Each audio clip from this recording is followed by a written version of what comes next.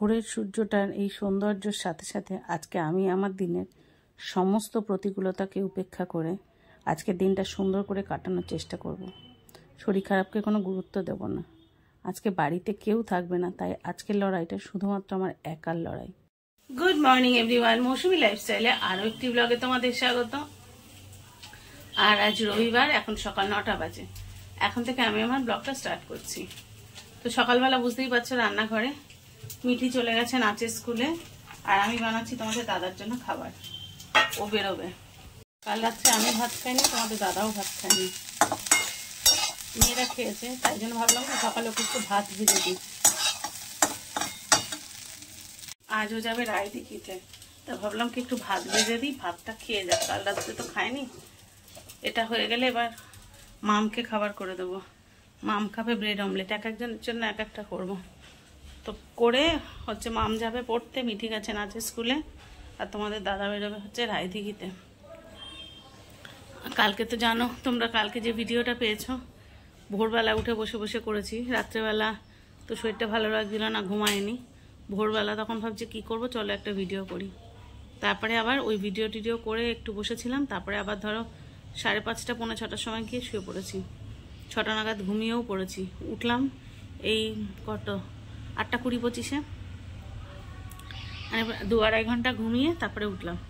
উঠিয়ে তারপরে মিঠিকে রেডি করলাম, করে ওকে খাবার টাবার দিলাম। তারপর সকালে মিঠির অনেকগুলো ওষুধ ছিল, 3টে ওষুধ ছিল, আবার ওর গলা ব্যথা করছিল বলে গলা ব্যথার ওষুধটা বলেছে এমনি দুপুরে আর রাত্রে, কিন্তু যদি বেশি হয় তাহলে 1 ঘন্টা 1 ঘন্টা ছাড়া খেতে, যেরকম ব্যথা হবে তার উপরে। তাই সকালবেলা ওই জন্য ওটাও দিলাম, মানে 4টে ওষুধ সকালে খাওয়ালাম। আর প্রতিটা ওষুধের মাঝখানে তো 2-3 মিনিট করে গ্যাপ লাগে না। নিজের ওষুধ খেলাম, এইসব করে টোরে মিঠিকে দুধ খাইয়ে নাচের স্কুলে পাঠালাম। তোমাদের দাদা বেরোবে, তাই ও 9:30টার মধ্যে বেরোবে, ওই জন্য ওর খাবারটা রেডি করলাম। ও আজকে যাবে, কালকে আসবে। ওদের মনে কি ভিজিট আছে, প্রজেক্ট ভিজিট আছে আর কি, সেই জন্য এখন যাবে অফিসে। অফিস থেকে কিছু কাজ আছে, তারপরে দুপুরবেলা রায়দিঘি চলে যাবে। আমি জানি না গলার আওয়াজ শুনতে পাচ্ছ কিনা, কারণ জোরে কথা বলার ক্ষমতা নেই, কেন যেন হাঁপানি লাগছে, কষ্ট হচ্ছে। তো এই সকালবেলা চলো ও সবার খাবার টাবার করে নিই, তারপর আবার ফেরত এসছি। যে ওর খাবার রেডি হয়ে গেছে, এখানে বসিয়েছি মামের। ওর বাবা বেরোবে, ও সাথে সাথে বেরোবে। চলো দিয়ে আসি, এখন বেরিয়ে যাক, তারপরে হাত খালি হবে। এবার হালকা করে রান্না, তার আগে আমাকেও খেতে হবে। দেখো রেডি হচ্ছে। তোমার সস দেবো, ওটুকু খেয়ে যেতে হবে। দুপুরে কোথায় খাবে?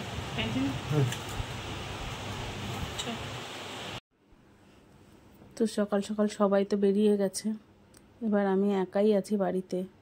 মিঠিও নাচে স্কুলে, তা ভাবলাম যেটুকুই হোক না কেন কাজগুলো সেরে ফেলি, কারণ শরীর যতই স্বাদ না দিক তবু সংসারের কাজগুলো তো একটু একটু করে সারতে হবে বলো। আর ঘরে তো কেউই নেই, আর কিছু রান্না তো করতেই হবে, কারণ দুপুরটা তো খেতে হবে না। আমার মিঠিকে নাচের স্কুল থেকে ফিরিয়ে এনে পড়তে বসাবো, ওর এক্সাম। তো যতক্ষণ বেঁচে আছি ততক্ষণ দায়িত্ব থেকে কি করে পিছু হটি বলো। মা তো না, বাচ্চাদের খেতে না দিয়ে পড়াশোনা না করিয়ে কিছুতেই তো নিজেকে সামলে রাখতে পারবো না। চটপট চলো বাসন মেজে ফেলি। তো মা আমার মামের বাবা তো বেরিয়ে গেছে, জেনারেলি মিঠিকে আনতে ওরাই যায়, আমি তো সহজে বেরোই না, প্রয়োজন খুব না হলে। তো মিঠিকে আনতে যেতে হবে। মিঠি নাচের স্কুল শেষ, আমার ব্রেকফাস্ট হয়ে গেছে। এবারে বসেছি ওষুধ নিয়ে। সকালে খালি পেটে থাকে কয়েকটা ওষুধ, আর এখন এগুলো ওষুধটা খেয়ে যাব মিঠিকে আনতে।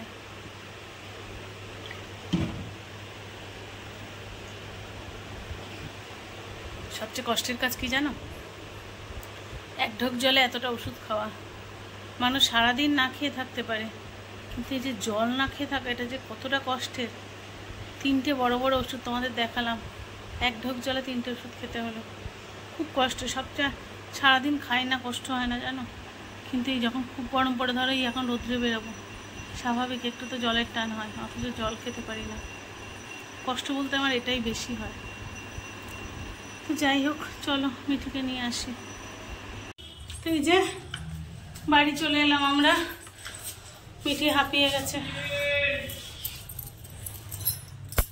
কষ্ট আমারও হচ্ছে এইটুকু গিয়ে, দেখেছো ঘেমে নেই একসা। এবারে বলো তো দেখি এই সময় যদি একটু জল না খায় কি লেভেলের কষ্ট হয়। পুরো জলের বোতল আবার শেষ, কষ্ট হচ্ছে। মনে হচ্ছে কখন একটু ফ্যানের তলায় বসবো। শিগগির ফ্যানটা চালামা, আগে একটু বসবো তারপর চেঞ্জ করবো। আবার দুপুরে রান্না বান্না আছে এরপর। ওরে বাপরে। চল, তো মিঠিকে নিয়ে তো চলে এসেছে অনেকক্ষণ। এসে মিঠি ব্রেকফাস্ট বানালাম, করে মিঠিকে খেতে দিলাম। খেয়ে দে মেয়েটা যে একটু ছাড় পাবে না, কারণ ঘুম থেকে উঠে তো সোজা নাচের স্কুল চলে গেছে, তাই ওকে নিয়ে বসেছি পড়াতে।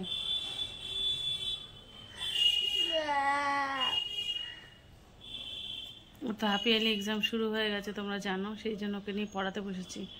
মঙ্গলবারে ওর অঙ্ক পরীক্ষা। এবার যে অন্য সাবজেক্টে হলে ও নিজে নিজে পড়তে পারে, কিন্তু অঙ্কগুলো কোনটা করবে কোনটা করবে না একটু না পাশে বসলে হয় না। এদিকে বেশ বেলা হয়ে গেছে, রান্নার দিকে এখনও যেতে পারিনি, রান্না করতে হবে। কিছুটা গোছানো আছে, খুব বেশি সময় লাগবে না। যাই হোক, তবুও তো এবার বাচ্চাদের নিয়ে আমি একা বাড়ি মানে এক তরকারি ভাত, তার বেশি রান্না করবোই না। সেটাও করতে হবে, কিন্তু কিছু করার নেই। আগে ওর পড়া, তারপরে সব কিছু। এদিকে মেঘ করেছে, বৃষ্টি হবে, মাম আসবে বাড়িতে। ছাতা নিয়ে গেছে কিনা কে জানে, বলে তো নি। অবশ্য যাওয়ার সময় বড় হয়ে গেছে তো এখন সবসময় দেখা মানে সম্ভব হয় না, আর আমার মনেও থাকে না যে ওকে একটু বলে দেবো মা ছাতাটা নিয়ে যা, মাথা কাজ করে না। হ্যাঁ বলো, চল ওকে একটু পড়িয়ে নি। বেলা হয়ে যাচ্ছে দেখে মিঠিকে কটা অঙ্ক দিয়ে চলে এলাম রান্না করে। বেশ বেলা হয়ে গেছে। এবার গোছানো ছিল বলতে খুব একটা না, তোমাদের দেখাই। যে আলু টালুগুলো কেটে রেখেছিলাম, আর এখানে মশলা করার জন্য এগুলো গুছিয়ে রেখেছিলাম। এটা যেহেতু মিক্সিতে করবো সমস্যা নেই। এদিকে আলুটা ভাজতে বসাই, একদিকে আলু ভাজতে বসাবো আর একদিকে হচ্ছে ভাত বসাবো। ও সরি, আলু ভাজার আগে তো ডিমের বড়াগুলো করতে হবে। যাই হোক, একদিকে ভাত বসাবো আর একদিকে ডিমের বড়া বসাবো। চলো ঝটপট শুরু করে দিই, নাহলে আজকে দুপুর দুটোতেও খেতে পারবো না। কিন্তু ওকেও তো ছেড়ে দিতে পারি না বলো, ওর তো অঙ্কের দিন একটু পাশে বসে না থাকলে হয় না। এদিকে শরীরটা ভালো লাগছে না, চোখ মুখ ঘুরছে, চোখ মুখ দেখে তোমরা বুঝতে পারছো, বমি পাচ্ছে, কিন্তু কিছু করার নেই। যা হোক, এক তরকারি ভাত তো করতে হবে। ওকে পড়তে বসিয়ে রেখেছি, বেশ কিছু অঙ্ক দিয়ে এসেছি, ও নিজে নিজে করুক আর আমি রান্নাটা চাপিয়ে নিই। চলো রান্না চাপাই। স্নান দান করে নিয়েছি, অনেকক্ষণ হচ্ছে, তারপরে খেয়েও নিয়েছি। জানো মানে মাথায় কিছু থাকছে না তোমাদের সাথে যে আজকে রান্নাটা শেয়ার করব। রান্না মানে যখন করছিলাম তখন শেয়ার করার মতো পরিস্থিতি ছিল না, কারণ অনেক বেলা দেখলে তো মিঠিকে পড়াচ্ছিলাম, দেরি হয়ে গেছে, তাড়াহুড়ো করে রান্না করলাম।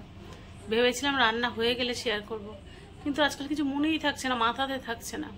আর আমি দেখেছি এটা যখন বেশি শরীর খারাপ হয় তখন আমার কোনো কিছু মাথায় থাকে না, একদম বেমালুম ভুলে গেছি যে তোমাদের সাথে রান্নাটা শেয়ার করতে হবে। তো অবশ্য রাত্রে একবারে করে রেখেছি রাত্রের জন্য, তো যেটুকু আছে রাত্রেবেলা শেয়ার করব কি করেছিলাম। ওই যে দেখালাম না, আলু সরু সরু করে কেটে রেখেছি, ডিমের বড়ার ঝোল করেছিলাম, আর কিছু করিনি। ওই যেহেতু ওর বাবা বাড়ি নেই, কালকে ঠিক করে রান্না করব, কারণ কালকে বাড়ি আসবে। আর আজকে একটু রেস্ট নিয়ে নিলে আশা করি কালকে সব ঠিকঠাক করতে পারবো। তো এবার শুধু ডিমের বড়ার ঝোল, তাও দুবেলার জন্য একসাথে করেছিলাম। এবেলা খাওয়া হয়ে গেছে আর ওবেলাটা রয়েছে, আর ভাত। এবার রাত্রে তো আমি ভারী খাবার খাই না, রাত্রেবেলা শুধু বাচ্চারা খাবে, তাই যা আছে বাচ্চাদের হয়ে যাবে, আর আমি একটু দুধ মুড়ি বা দুধ চিড়ে যা হোক কিছু খেয়ে নেবো। আমি হালকা মানে রাত্রেবেলা না ভারী খাবার খেলে আমার খুব কষ্ট হয়, আইঢাই লাগে, বমি পায়, তারপরে শরীর একটা বিচ্ছিরি অস্বস্তি কাজ করে, মানে আমি ঠিক ফিলিংগুলো বোঝাতে পারবো না। খেতে হয় তো যেদিন ডায়ালিসিস তার আগের দিন ভারী খাবারটা খাই, সে খুব কষ্ট হয়। যাই হোক, রাত্রেবেলা তো ঘুমায়নি, তোমরা খুব ভালো করেই জানো কালকে রাতে। এখন দুপুরে না ঘুমালে মরেই যাব। এবার যেটা প্রয়োজন সেটা হচ্ছে প্রচণ্ড ঘুম পাচ্ছে, ঘুমের প্রয়োজন। আর যেহেতু তোমাদের দাদাও বাড়ি নেই আর বাচ্চারা রয়েছে, আর বিকালবেলা আজকে রবিবারে মামেরও পড়া থাকে না, আমি শুয়ে পড়লে ওরা আমায় ডাকবেও না, মানে আমি যদি সন্ধ্যে 7টা অবধিও ঘুমিয়ে থাকি ওরা ডাকবে না। তো এখন সব থেকে বড় প্রয়োজন আমার ঘুমটা। তো চলো আবার ঘুম থেকে উঠে তোমাদের সাথে দেখা হচ্ছে। তো দুপুরের পর থেকে তোমাদের সামনে আসিনি, সেই যে বললাম শুতে যাচ্ছি, তারপরে আর আসিনি। শুতে গেছি ঠিক কথা, কিন্তু ঘুমাতে কিন্তু পারিনি, মানে এত অস্বস্তি কাজ করছে শরীরে, ঘুম আসছে না, জ্বালা পোড়া করছে শরীরে। যাই হোক, ভাবলাম ধুর, শরীর খারাপের মধ্যে বারবার বলতে ভালো লাগে না এই ধরনের কথা, ক্যামেরা অন করিনি। কিন্তু ভিডিওটা তো আধখাবড়া হয়ে আছে। এদিকে আবার ভেবেছিলাম তোমাদের দুপুরে রান্নাটাও আজকে শেয়ার করিনি, মানে মাথায় কোনো কিছু থাকছে না, সব মাথার ওপর দিয়ে যাচ্ছে। এবার রাত্রেবেলা বাচ্চাদেরও খেতে দিলাম, দিয়ে আমিও খাবার নিলাম। ভাবলাম তোমাদের সাথে শেয়ার করি, দুপুরে তো শেয়ার করিনি, শুধু মুখে বললাম, রাত্রেবেলা শেয়ার করব। সেও থালায় বাড়া হয়ে গেছে, তাও ভাবলাম একটু শেয়ার করি অন্তত। তো এই দেখো, এরকম ডিমের বড়া করেছিলাম, এই এরকম সরু সরু আলু দিয়ে পাতলা ঝোল করেছি। তো এই রাত্রেবেলা আমার খাবারটা তোমাদের দেখালাম। আমি সেন্টার টেবিলে বসেছি, বাচ্চারা ডাইনিং টেবিলে বসেছে। আমার ইচ্ছা করছে না, আমি এখানে পাটা তুলে বসে আছি, এখানে বসেই খাবো যেটুকু খাই। রাত্রে জেনারেলি আমি ভারী খাবার খাই না, শরীরটা প্রচণ্ড উইক, তো সেই জন্য আজকে একটু ভাতই নিয়েছি। আর একার জন্য সত্যি কথা বলতে করতে ইচ্ছাও করলো না রান্না, কিছু একটু খাবার করবো, সাবু জল দেবো বা কিছু ইচ্ছা করলো না, অতএব একটুখানি খাবার নিয়েছি রাত্রেবেলা, আমার ওতেই হয়ে যাবে। তো চলো আগে খেয়ে নিই, তারপরে আবার ফেরত আসছি। তো এখন রাত 11:40 মতো, আমরা খেয়ে দিয়ে অনেকক্ষণ আগে ঘরে চলে এসেছি। এসে বাচ্চাদেরও ঘুমাতে দেয়নি, মানে ঘুমাতে দেয়নি ইন দ্য সেন্স ওরাও ঘুমাতে চাইছে না, ওদের ঘুম পাচ্ছে না। তাও ঠিক আছে চল গল্প করি, তিনজনে মিলে বসে গল্প করছি। ঘরে যদি লাইটটা অফ করে দিই, এবার স্বাভাবিকভাবেই সবাই ঘুমানোর চেষ্টা করবে, আমার জন্য না হবে ওদের ঘুম। আর রাত্রে এখন ধরো একরকম, আর যেই আলো নিভে যাবে তখন হবে আর এক রকম, ঘুম আসবে না, সেটা অনেক বেশি যন্ত্রণার। আর আজকে যাতে ঘুম আসে তার জন্য আগে থেকেই ভিজিয়ে নিয়ে এসে বসে আছি, আর সেই জন্যই চুলটা খোলা। আজকে ঘাড় মাথা ঠান্ডা করে তবে শুতে যাব। ঘরে কিন্তু এসি চলছে, তার মধ্যে ঠান্ডা গামছা নিয়ে বসে আছি, বোঝো অবস্থা, ভেজা গামছা নিয়ে, মানে শরীর কতটা গরম হয়ে আছে। মাথা থেকে জল ঢেলে স্নান করলে যে আরামটা না, সেটা কোনো কিছুতে পাওয়া যায় না, যতই স্নান করো যাই করো হয় না। এবং এটা ধরতো চুল, বিছানাটা, তো সেই জন্য আগের থেকে নিয়ে বসে আছি। মাথা এখানটায় আর ঘাড়ে আর গলার এই জায়গাটা প্রচণ্ড গরম, এগুলো দিয়ে ঠান্ডা করব তবেই শুতে যাব, তাতে যদি কিছুটা হলেও ঘুমাতে পারি।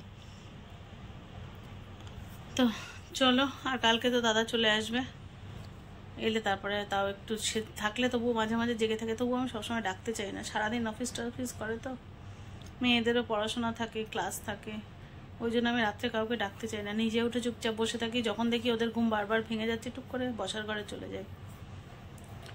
তো চলো আজকের ভিডিওটা এখানেই শেষ করি। সবাই যে যেখানে আছো ভালো থেকো, সুস্থ থেকো, দেখা হচ্ছে নতুন ব্লগে। আর যদি কোনো নতুন বন্ধু এসে থাকো আমার ভিডিও দেখতে, তাহলে প্লিজ চ্যানেলটা সাবস্ক্রাইব করে পাশে থেকো। আর যদি কোনো আমার ভিডিওটা একটুও ভালো লেগে থাকে, লাইক কমেন্ট শেয়ার করে পাশে থেকো। দেখা হচ্ছে নতুন ব্লগে, ততক্ষণের জন্য সবাইকে শুভরাত্রি।